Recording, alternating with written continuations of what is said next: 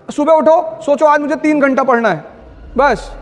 तो जब तुमने 3 घंटे का गोल बनाया और पढ़ गए 7 घंटा, कितना मजा आया उस दिन। जब तुम, अगर यहां कुछ लोग बाहर के होंगे, तो जब तुम अपने घर जाते होगे छुट्टी में, तो ये किताब लेके जाता होगा, घर चल रहे हैं और टाइम वेस्ट नहीं करेंगे, पढ़ेंगे बैठ के। और जब तुम घर पहुंचते हो तो तुमसे क्या कहता है कि यार कानपुर में तो पढ़ ही रहे हो। पता लगा जितनी किताब लेके गए थे बिना खुले सब वापस आई है। डिसिप्लिन एक ऐसी चीज है जो कष्ट से ही आती है। जैसे बैठ के मत पढ़ो, मैंने ये डाइस ले रखी थी, मैं इस पे पढ़ता था। इस पे नजर रखने के लिए एक डायरी बगल में रखनी है और उस डायरी को भगवान की तरह पूजा करो उसकी। तुम्हारा शेड्यूल नहीं टूटना चाहिए।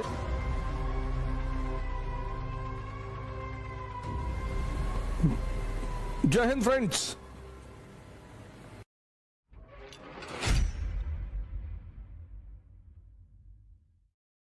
डिसिप्लिन एक ऐसी चीज है जो कष्ट से ही आती है। जैसे बैठ के मत पढ़ो, मैंने ये डाइस ले रखी थी, मैं इस पे पढ़ता था। कम से कम 3 से 4 घंटे, 12 घंटे मत करना, वरना स्पाइनल प्रॉब्लम हो जाएगी। कुछ लोग क्या करते हैं ना, अत्त मचाना शुरू कर देते हैं। बाबा रामदेव ने जब शुरू में बताना शुरू किया कि कपाल भाती करने से चेहरे पे चमक आती, एक भाई साहब ने 1.25 घंटा कर लिया, किडनी पलट गई, वो 2 महीने आईसीयू में रहे। किसी भी काम की शुरुआत धीरे धीरे करो। डिसिप्लिन कष्ट से आएगा। अपने आप को कष्ट दो और अपने ऊपर नजर रखो। एक शेड्यूल बनाओ और शेड्यूल छोटा बनाओ। सुबह उठो, सोचो आज मुझे 3 घंटा पढ़ना है, बस 1 मिनट। अब 3 घंटे का शेड्यूल बनाओगे तो तुम्हारा मन बगावत करेगा, कहेगा नहीं नहीं 3 घंटे का नहीं, 10 घंटा। मन की आदत है बड़े बड़े प्लान बनवाना, करना कुछ नहीं। तुम अगर उसके नेचर को देखो, वो प्लान बनाने में कंजूसी कभी नहीं करता। यही तो उसका खेल है। कहेगा पूरा दिसंबर बैठ के पढ़ना है। जब तुम, अगर यहां कुछ लोग बाहर के होंगे, तो जब तुम अपने घर जाते होगे छुट्टी में, तो ये किताब लेके जाता होगा कि घर चल रहे हैं और टाइम वेस्ट नहीं करेंगे, पढ़ेंगे बैठ के। और जब तुम घर पहुंचते हो तो तुमसे क्या कहता है कि यार कानपुर में तो पढ़ ही रहे हो। पता लगा जितनी किताब लेके गए थे बिना खुले सब वापस आई है। अगर आज तुम्हें दौड़ने के लिए कहा जाए तो कितने किलोमीटर दौड़ जाओगी? 1। लेकिन क्या तुम्हारी क्षमता सिर्फ 1 किलोमीटर दौड़ने की है? नहीं, नहीं ना। अगर आज मैं तुमसे दौड़ने के लिए कहूं तो तुम सिर्फ 1 किलोमीटर दौड़ पाओगी, ऐसा तुम कह रही हो। लेकिन तुम्हारी क्षमता 50 किलोमीटर तक दौड़ने की है मिनिमम। बाकी तुम अब भद्रकाली का रूप ले लो और 100 किलोमीटर दौड़ जाओ। तो अब क्या करना है तुम्हें? अब सुनो क्या करना है। आज तुम 1 किलोमीटर दौड़ी, 10 दिन 1 किलोमीटर ही दौड़ो। 11वें दिन तुम उसे 2 कर दो। स्टेमिना डेवलप हुआ। ऐसे जीवन में भी करना है। छोटे छोटे वो बनाओ गोल। कहो 3 घंटा पढ़ेंगे। तो जब तुमने 3 घंटे का गोल बनाया और पढ़ गए 7 घंटा, कितना मजा आया उस दिन। जब भी तुम अपने टारगेट से बढ़कर काम करते हो, उत्साह बढ़ता है।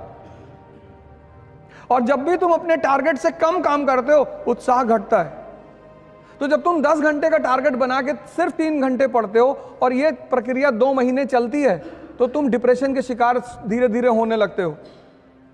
इसलिए कम टारगेट बनाओ और ज्यादा आउटपुट निकालो और कष्ट दो अपने आप को।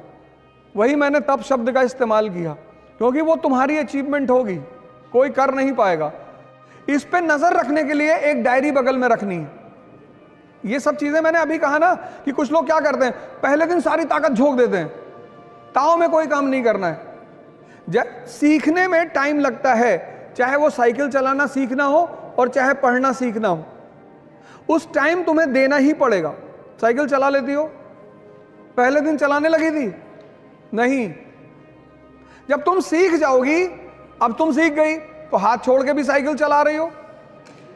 एक डायरी अपने पास रखो, उसमें अपना नाम लिख के अपना डेवलपमेंट ग्राफ बनाओ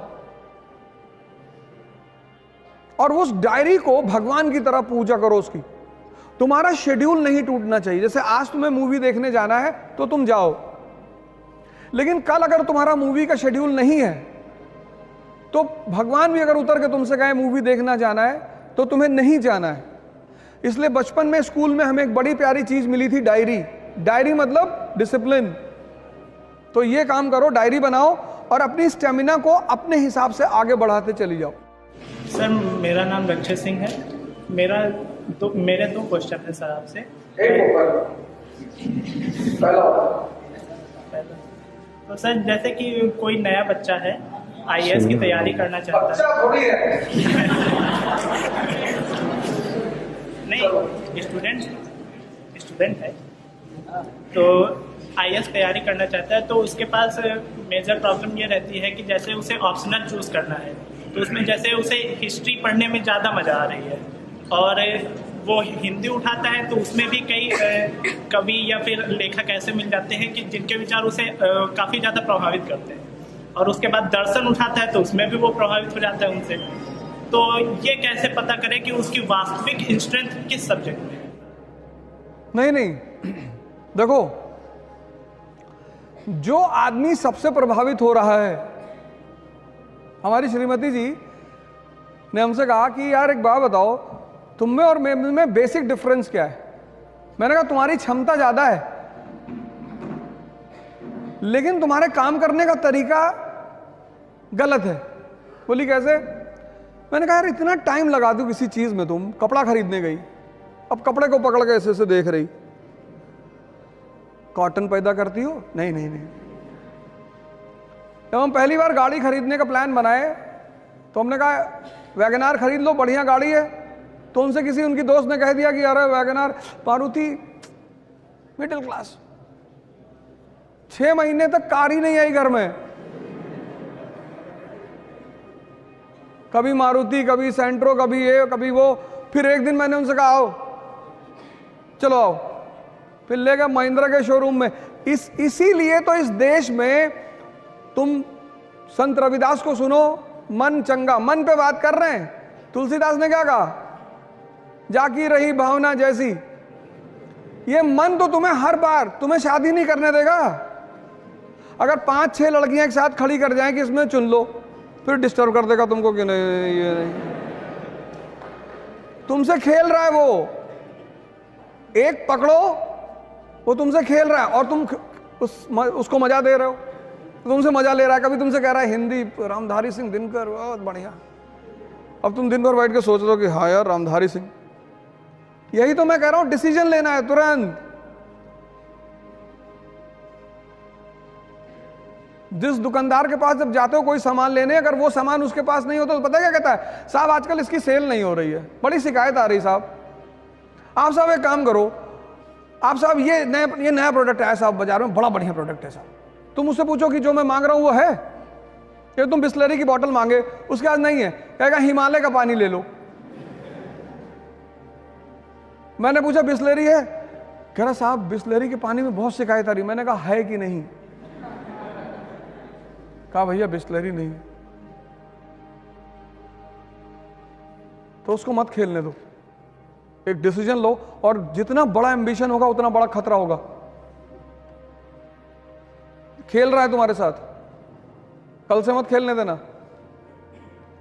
बताओ जल्दी बताओ बेटा।